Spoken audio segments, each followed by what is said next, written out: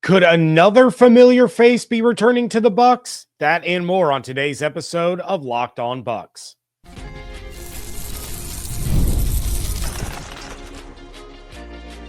You are Locked On Buccaneers, your daily Tampa Bay Buccaneers podcast.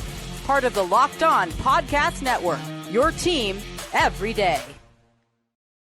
What's up, and welcome into this episode of Locked On Bucs, your daily podcast covering the Tampa Bay Buccaneers, part of the Locked On Podcast Network, your team every day. I want to thank you for making Locked On Bucs your first listen review every day. Don't forget you can subscribe or follow for free on YouTube or wherever you get your podcasts. And of course, you can follow along on Twitter. I am James Yarcho at JYarcho_Bucs, editor-in-chief at the 813.tv, here with you every Monday through Friday, along with the everydayers. And for that, I want to share my appreciation for your continued support of the show. One of the ways you can support the show is become a Locked On Bucs insider. You're going to get news, rumors, updates, general thoughts, one-on-one conversations with me via text message. Go to joinsubtext.com/LockedOnBucs or click the link in the show notes to become an insider today.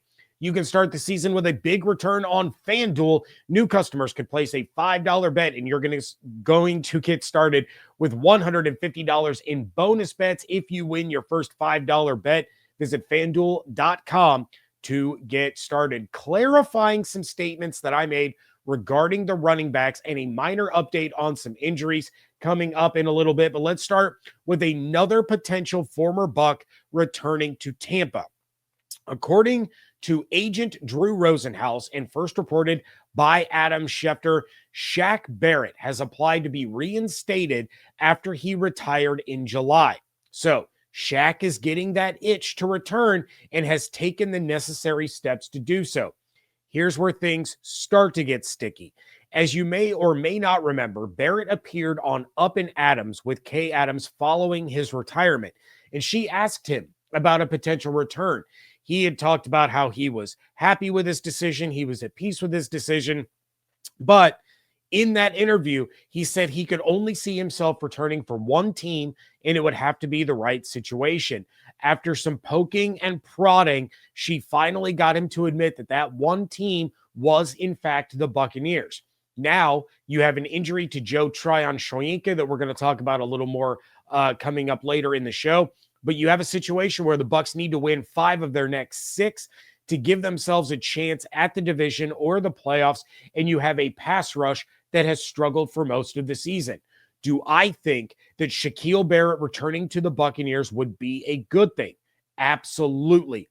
He was not overly effective last season coming off of his Achilles injury, but adding him into the rotation would certainly go a long way. The Bucs never replaced Randy Gregory when he decided to ghost the team after signing his one-year deal, and the edge rush has been thin ever since. You have a Super Bowl winning outside linebacker, the franchise single-season sack leader that can come in and he can help young guys like Yaya Diaby, like he did last year, Chris Braswell, the rookie out of Alabama. You have a veteran leader that could join the locker room and join the field and help this football team. But you don't have a way to get him, at least not yet. The Miami Dolphins still hold Barrett's rights after signing him to a one-year, $7 million deal with $6.75 million guaranteed at signing. So the Dolphins have already carried some dead money because of his abrupt retirement, and it's not like they aren't in the playoff hunt themselves. The Dolphins may, in fact, decide that if Shaq wants to return and play in the NFL, it's going to be with them. Or another team has to pay up to get him. I'm not sure that they outright release him and just let him walk for nothing. So if a trade has to be made, that's where things get even more sticky. The Bucs already don't have a 6th round pick next year, so you're looking at having to give up a pick in 2026 unless Miami would take a 7th round pick for him. Even then, you're now shorting yourself an additional pick in 2025, as well as having to take on the contract that he signed with the Dolphins. It would be prorated, so the Bucs wouldn't be on the hook for the full $7 million, but they only have $7.9 million in cap space as it is. Next year, they're sitting with $25.6 million with only 41 players under contract. That's not going to help them re-sign Chris Godwin if they aren't rolling over nearly $8 million in cap space that they have now. Of course, that $25 million is an estimate based on what the salary cap is expected to be, so it could go up from where they're projected now, or it could go down. That's the other thing that we have to kind of hurry up and wait to see. So they're already on the hook for over $9 million this year and $17 million next year in dead cap money because of void years on Barrett's last contract with the team. Rick Stroud of the Tampa Bay Times said on Twitter that there's been no contact between Barrett and the Bucs as far as he's aware. And then, of course, he brought up the fact that you have to be concerned that Barrett hasn't been with a team. He hasn't participated in any football activities since the summer. So you're left wondering, how far from football shape is he really in? I wouldn't expect Barrett to come into any team and immediately be a 50 or 60% snap guy. They would have to build up to that. But with 6 games left in the season, that means he would be close to his normal snap count and his normal football shape by the time the playoffs roll around, and that's where the Bucs would really need him the most. I am by no means saying that it is a guarantee that Barrett returns, but it seems likely that if he wants to come back, he wants to do it for the Buccaneers. Maybe Miami helps facilitate that deal. Maybe they tell him that if he wants to play, it'll be for them and them only. There's a lot of hurdles left here before anyone gets too excited about the possibility of Shaq Barrett rejoining this defense and joining this pass rush rotation. But I do truly believe that this could have some legs, and the Bucs could very well be in a situation to bring in more defensive reinforcements. Clarifying some things for a few people that I apparently upset in my post-game reaction episode. That is coming up next on Locked On Bucs, part of the Locked On Podcast Network, your team every day. Do you struggle to find the perfect gift during the holidays? Maybe gift giving isn't your love language and you overthink it and wind up with something disappointing, or you wind up with nothing at all. Are you buying for someone who has everything, so you can't ever pin down that perfect gift since they always buy what they want when they want it? We've got the perfect gift for you. Skylight Frame is the touchscreen digital photo frame your whole family will love. Upload thousands of photos with your phone and watch them appear in seconds. It's easy to use and setup takes less than 60 seconds. Sharing is seamless. You can invite friends and family to easily share photos via the free Skylight mobile app or email. No account or subscription is required. There are 2 sizes to choose from. You can get the original 10-inch or the larger 15-inch gallery frame. They look perfect in any room, and they can stand on their own or easily mount them to the wall. Now, as a special limited time offer for our listeners, get $20 off your purchase of a Skylight frame when you go to skylightframe.com/NFL. That's skylightframe.com/NFL. Get $20 off your purchase now at skylightframe.com/NFL. Get ready to tackle the NFL action with FanDuel, America's #1 sportsbook, because right now, new customers can bet $5 and get $150 in bonus bets if you win. The FanDuel Sportsbook app gives you everything that you need to place live bets on the NFL all in one place. So when you get a hunch in the middle of a game, you can check out the latest stats, view live play-by-play, and so much more on the same page where you place your bets. Visit FanDuel.com to join today, and you'll get started with $150 in bonus bets if you win your first $5 bet. That's FanDuel.com. Never waste a hunch and make every moment more with FanDuel, an official sportsbook partner of the NFL. Thank you again for making Locked On Bucs your first listener view every day. The new Locked On NFL is here, and it's 2 shows every day. You have the madman Tyler Rowland kicking off your morning with a double shot of NFL espresso. Then you can stop by the barbershop with Tony Wiggins for some real NFL talk. Add in the Locked On local experts, and you get unprecedented NFL insight, hot opinions, detailed breakdowns, all in 30 minutes. It's the new Locked On NFL, and it's twice a day, so make it your second listen at Locked On NFL on YouTube or wherever you get your podcasts. Okay, all right. On my post-game live show, I talked about how Bucky Irving should be the team's top running back moving forward. He was dominant against the Giants and had more than double the production of Rachaad White and Sean Tucker combined, while having the same number of touches as those two running backs had combined. This upset some people, and I thought I did a decent job of explaining my stance, but I guess not. I guess I did not, get the point across that I was trying to make. So let me try again. In no way am I saying that Rachaad White should be benched. That wasn't at all the point of my take, and I'm not sure how that was the takeaway, but I will say it again.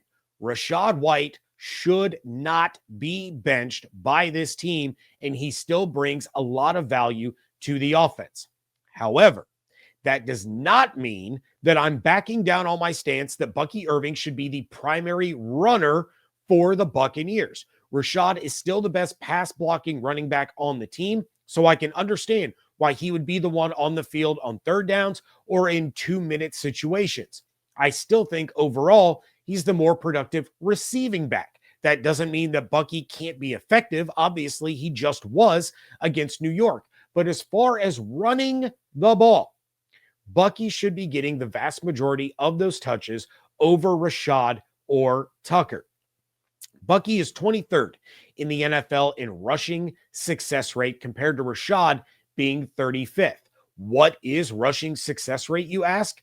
That means that a running back gains at least 40% of the yards needed on a first down carry, at least 60% of the yards needed on a second down carry, and 100% of the yards needed on a third or a fourth down carry.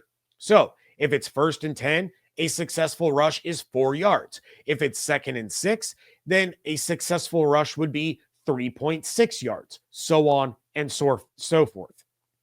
Bucky has a 50% rushing success rate on the season. So half of his runs are considered successful by this metric. Rachaad is sitting at 44.6.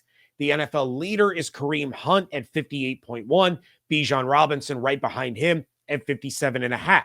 The league average is 48.8%. So you have one running back on the roster that is above average in successful rushing metric, and you have one that isn't. So who are you going to trust more with the ball? Bucky is also 5th in the NFL in yards per touch at 5.9 with a minimum of 100 touches on the season.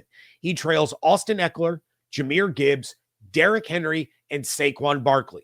That's it. Those are all the players in the National Football League at running back that have more yards per touch than Bucky Irving. He had 87 rushing yards on Sunday against the Giants. He had 89 yards after contact. That's insane. He rarely gets taken down by the first guy. He's 21st in the NFL in yards after contact with 303. That's nearly 100 yards more than Rachaad White gets after contact. This is why I talk about him being the top running back moving forward. Sunday against the Giants, Bucky was on the field for 52% of offensive snaps. Rachaad was on the field for 49% of snaps. That's perfect. That's right in line with where those players should be the rest of the way. And that was the point that I was trying to convey. Bucky should be in that 50 to 55% of snap realm, maybe even as high as 60%. But that doesn't mean that Rachaad should only be on the field for 20 or 25%. Rachaad should still be 40 to 50% of snaps. There are still plenty of times that we saw them on Sunday, and we should see them moving forward where both running backs are on the field at the same time. That is a phenomenal way to attack defenses, is having both of these guys on the field together to go along with Mike Evans and Cade Otton and Sterling Shepard and Trey Palmer and Jalen McMillan and all the other weapons that they have on offense. Because if you have both of those guys lining up in the backfield, or you have Rachaad splitting out into the slot, defenses don't know where to turn their attention. Because if you split Rachaad out wide, and now all of a sudden Bucky Irving is going to have a one-on-one opportunity with a linebacker like he did against Bobby Okereke and makes him look stupid and takes off for 50-plus yards, that's the poison that the defense has to pick. If they want to crash the box to stop Bucky, guess who's going to be one-on-one with a defensive end or a linebacker in the slot? It's going to be Rachaad, and he's going to make plays with his legs in open space. That's why Liam Cohen has been so good at what he's done this year, making the most of situations where he has not been able to have his best players, where he can bring multiple alignments, even without Mike Evans or Chris Godwin on the field, and the defense is still left guessing as to what they're going to do. Liam Cohen is not transparent. He is not predictable. You don't know what to expect. And when you have two running backs that can be effective in the pass game, that can be effective in the run game, you put them on the field together as often as you can. But when it comes to just running the ball, Bucky Irving has been far and away the more successful and more effective running back on this team this season. So for those that were angry, thinking that I was implying that Rachaad should be benched or that his snap counts should be cut way, way, way down, I absolutely did not mean to come across that way. The point that I was trying to make is that Bucky has earned those opportunities and those snaps because of his performance, throughout the season, having been better than what Rachaad has done. He's more effective than Rachaad, and it's what's best for the offense and best for the team. Now, I hope that Rachaad goes out and has the same kind of game against the Carolina Panthers that Bucky just had against the Giants. But until Rachaad becomes the hot hand and shows that he can have that kind of game, the Bucs have to stay in the flames with Irving because of how much better the offense is when he's the one getting the ball. A minor update on some major injuries. That is coming up next on today's episode of Locked On Bucs. History, economics, the great works of literature, the meaning of the U.S. Constitution. Did you study these things in school? Probably not. Even if you did, it might be time for a refresher. Time and technology have changed a lot of things, but they have not changed basic fundamental truths about the world and our place in it. Our sponsor, Hillsdale College, is offering more than 40 free online courses, including Constitution 101, the meaning and history of the U.S. Constitution, Introduction to Free Market Economics, the rise and fall of the Roman Republic, and a personal favorite of mine, Mark Twain, Tom Sawyer, Huckleberry Finn, and selected short stories. All of Hillsdale's courses are self-paced so that you can start whenever and tune in wherever, and you can go deeper with readings, quizzes, discussions, or just kick back and enjoy the lectures. Go right now to hillsdale.edu/locked-on to enroll. There's no cost at all, and it's easy to get started. That's hillsdale.edu/locked-on to register, hillsdale.edu/locked-on. Wrapping things up here on today's episode of Locked On Bucs. And on Sunday, we saw both Joe Tryon-Shoyinka and Jordan Whitehead go down with injuries. And while Whitehead's appeared to be far more serious, both players are likely going to miss some time.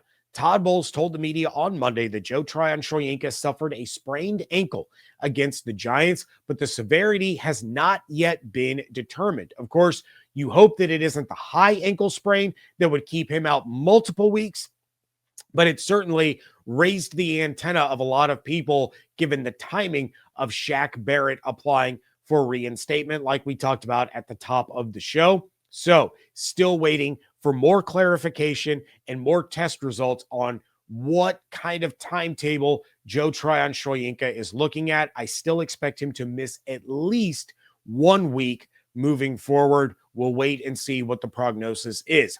As for Jordan Whitehead, there has been nothing officially announced yet, but multiple reports are saying that it is believed that he tore his pec and will miss the rest of the season. We are still awaiting MRI results, and as of this recording, that will determine the severity of the issue. Remember, I mentioned on yesterday's show that a partial tear is a 6 to 12 week recovery. So there's a slim chance that if it's a partial tear, he could return for the playoffs. If it's a full tear, that is a 4 to 6 month recovery and his season is over. I talked a lot about Antoine Winfield Jr. on yesterday's show and how he looked to be playing more like he did in 2023. And a lot of that had to do with the return of Mike Edwards. But Jordan Whitehead was the same way. He was able to be a little more aggressive and attack a little bit more because of Edwards playing that center field role and being back in coverage. That's why the most likely scenario with Whitehead missing some or all of the rest of the season is that Christian Izien goes back there as the starting safety opposite of Antoine Winfield Jr. You do not want to change the role that Edwards was brought into play if you don't absolutely have to. Given the Bucs situation, as long as Tyke Smith returns from injury sooner than later, you don't have to change Edwards' role because you have Izien that can go back there and play safety. That's what he played at Rutgers. He has played it for the Buccaneers, but you don't have to change everything because of Whitehead missing time. Don't forget, Izien is an impressive pass rusher in his own right. He's obviously solid in coverage after playing nickel corner for most of his time with the Buccaneers. He led the team in tackles on Sunday and made some impressive plays against Malik Neighbors, including a few open field tackles that prevented some really potentially explosive plays. It just really, really sucks that the Buccaneers lose Whitehead right after getting Edwards back. There was a lot of excitement about what those three could do together, given how they were in the past, given the amount of confusion they were able to cause quarterbacks when all three of them were on the field, the ball hawk mentality that Mike Edwards was able to play with because of Antoine being on the field, because of Jordan Whitehead being on the field. They fed off of each other. And to have that rug just pulled out from under them in less than one game is obviously just awful. It really, I can't put it any other way. It just sucks. But you know that you have Izien that can slide back there. For that matter, Tyke Smith was a safety in Georgia. I prefer Tyke Smith in the slot, playing that corner position. But Todd Bowles can play with a lot of these pieces and move a lot of guys around. He can put, Izien at safety and Tyke at the slot corner, and then all of a sudden they're moving around and they're changing, what the quarterback thinks they're going to do based on a pre-snap read. There's a lot of different variations that Todd Bowles can play with, but I think that the success of the Buccaneers is more likely having Izien as your starting safety, Antoine Winfield Jr. as your starting safety, and then Edwards coming in those dime packages, allowing Izien to come in on blitzes or Antoine to come in on blitzes or crash the box and really move all of these pieces around. What I don't want to see is Edwards' role being forced to change because of Whitehead's injury, because then Edwards isn't as effective as he can be if you're asking him to be like Jordan Whitehead. They're two very different players, two very different styles, and I don't want to put a ceiling on what Edwards is capable of doing because he's having to fit a role that isn't natural for him. Hopefully, we are going to get more information on tomorrow's show when I'm joined by Evan Klosky regarding the injuries to Jordan Whitehead and Joe Tryon-Shoyinka, but that is going to do it for this episode. Please check out everything going on over at the 813. Follow on Twitter at Locked On Bucs, at @JYarcho_Bucs. Become a Locked On Bucs insider. You're going to get one-on-one texts with me, no ads or anything crazy like that. Go to joinsubtext.com/lockedonbucks or click the link in the show notes to become an insider. And of course, make sure that you're following on YouTube with those notifications turned on and on your favorite podcast platforms. Hope you all have an absolutely outstanding day. Stay safe, stay healthy, fire the cannons. I want to thank you so much for joining me right here on Locked On Bucs, part of the Locked On Podcast Network, your team every day.